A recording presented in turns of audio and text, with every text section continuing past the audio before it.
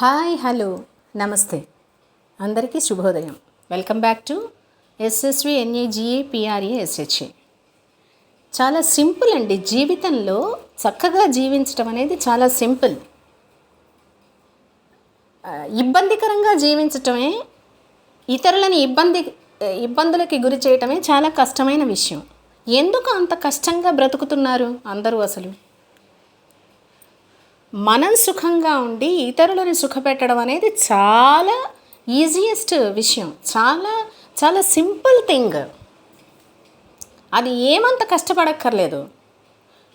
మనం మాత్రమే సుఖంగా ఉండి ఇతరులందరూ కష్టాలు పడాలి, ఇబ్బందులు పడాలి, అశాంతిగా ఉండాలి, బాధపడుతూ ఉండాలి, మనకి లొంగిపడి ఉండాలి అనుకుంటే అది దానికి మీ యొక్క తెలివితేటలు, మీ యొక్క చాకచక్యం, మీ యొక్క ఎంటిటీ, మీ యొక్క పర్పస్ ఆఫ్ లైఫ్, మీ అమూల్యమైన రోజులు, మీ అమూల్యమైన ఆరోగ్యం, మీ వెలకట్టలేని ఆనందం, మీ వెలకట్టలేని ఆయుర్దాయం అన్నీ ఖర్చు పెట్టాల్సి వస్తుంది అనవసరంగా.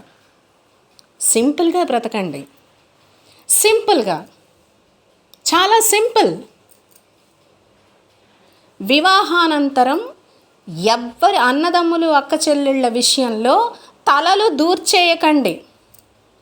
మీ అభిప్రాయాలు, మీ ఆలోచనలు, మీ నిర్ణయాలు, మీకు నచ్చినవి, మీ ఇష్టాలు, మీ శాస్త్రాలు, మీ పూజా విధానాలు, మీ ఆహార వైద్య పథ్య విధానాలు వాళ్ళు ఆచరించాలని కోరుకోకండి. వాళ్ళకేదో కష్టం వస్తే నా కాళ్ళ దగ్గర పడుంటే నేను అప్పుడు చలాయించి ఇదిగో నేను చేస్తున్నానని అనాలి, నిరూపించుకోవాలనే ఆలోచన వదిలేసేయండి. వాళ్ళ తిక్క కుదర్చాలి, వాళ్ళకేదో కష్టం రావాలి, వాళ్ళ నా కాళ్ళ దగ్గర పడుండాలి, అప్పుడు నేను నా అభిప్రాయాలన్నీ వాళ్ళ జీవితంలో ప్రవేశపెట్టాలని ఆలోచించడం మానేసేయండి. అనవసరంగా దీనివల్ల బీపీలు, షుగర్లు, హార్ట్ ప్రాబ్లమ్స్ అన్నీ వచ్చేస్తాయి. అదేంటి అన్నెసెసరీ ఫ్యాట్స్ ఇవన్నీ వచ్చేస్తాయి. లేదా మీ వల్ల అవతల వారికి వచ్చేస్తే మీకు శారీరకంగా వచ్చే రోగాల కంటే పెద్ద పాపం మాట అది. అర్థమవుతుందా? వీళ్ళ తిక్క కుదర్చాలి అని అనుకోకండి. వాళ్ళ జీవితంలో మీరుండిపోవాలి అని అనుకోకండి. కలిసిమెలిసి ఉండడం అంటే మీ అన్న లేక తమ్ముడి యొక్క లైఫ్ పార్ట్నర్ని పక్కకి నెట్టేయటం కాదు. మీ అక్క లేక చెల్లెలి యొక్క లైఫ్ పార్ట్నర్ని పక్కకి నెట్టేయటం కాదు.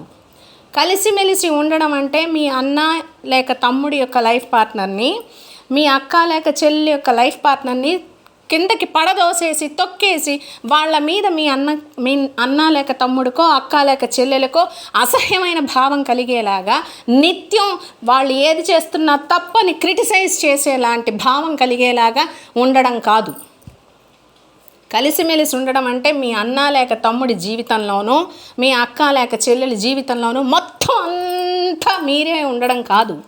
కలిసిమెలిసి ఉండడం అంటే మీ అన్న లేక తమ్ముడు, అక్క లేక చెల్లెలి అన్ని విషయాల్లోనూ, అన్ని అంశాల్లోనూ, వైద్యం నుంచి, పూజల నుంచి, శాస్త్రాల నుంచి, కట్టుబట్టల నుంచి, ఆహార విధానాల నుంచి, ఆదాయ వ్యయాల నుంచి, సంపాదనల నుంచి, వారి ఉనికి నుంచి, వారు ఎక్కడ ఉండాలో నుంచి అన్నిట్లోనూ మీ నిర్ణయాలు మీరే ఉండడం కాదు. కలిసిమెలిసి ఉండడం అంటే వారి బంధువులు, వారి బంధుమిత్రులు, వారి చుట్టాలు, వారి చుట్టుపక్కల వాళ్ళు చిన్ననాటి స్కూళ్ళ మిత్రులు, వాళ్ళందరిలోనూ మీరు ఉండిపోవడం కాదు. కలిసిమెలిసి ఉండడం అంటే వాళ్ళకి అవసరమైనప్పుడు వాళ్ళకి ఏ అవసరమో ఆ అవసరం మేరకు మాత్రమే మీరు వెంటనే నేనున్నాననడం. వాళ్ళ అవసరం మేరకు మాత్రమే. కలిసిమెలిసి ఉండడం అంటే సరదాగా చిన్ననాటి కబుర్లన్నీ చెప్పుకుంటూ ఉండడం. చిన్ననాడు అప్పుడెప్పుడో ఈత కొట్టాం, ఇప్పుడు ఈత కొట్టు అని అనకూడదు. మళ్ళీ చిన్ననాడేదో చెట్టెక్కేవాడివిరా నువ్వు, ఇప్పుడు చెట్టెక్కేసి కింద పడిపో అనకూడదు. మళ్ళీ ప్రతి దాంట్లోనూ వారి జీవిత భాగస్వామికి ఇబ్బంది, బాధ కలిగించే విషయాలుగానే ఉంటామని అనుకోకండి. అది చాలా పాపమైన ఆలోచన. కలిసిమెలిసి ఉండడం అంటే చక్కగా కబుర్లు చెప్పుకుంటూ ఉండడం. మా ఇంట్లో ఇవాళ ఇది చేశాను, అది చేశాను, అలాగే వాళ్ళు చెప్తుంటే వినడం.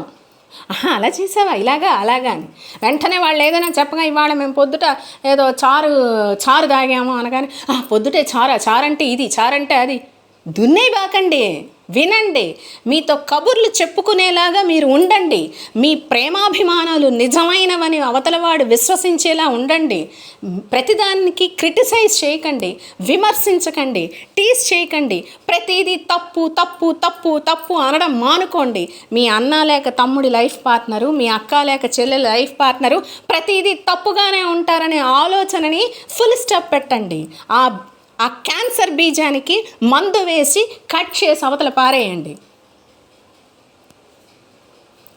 మీ అన్న లేక తమ్ముడు లైఫ్ పార్ట్నర్ని, మీ అక్క లేక చెల్లెల లైఫ్ పార్ట్నర్ని నిరంతరం క్రిటిసైజ్ చేస్తూ పాయింట్అవుట్ చేస్తూ ఉంటే మీ అన్న లేక తమ్ముడి మనసులోనూ, మీ అక్క లేక చెల్లెలి మనసులోనూ మీరు శాశ్వతంగా ఉంటారనుకుంటున్నారా?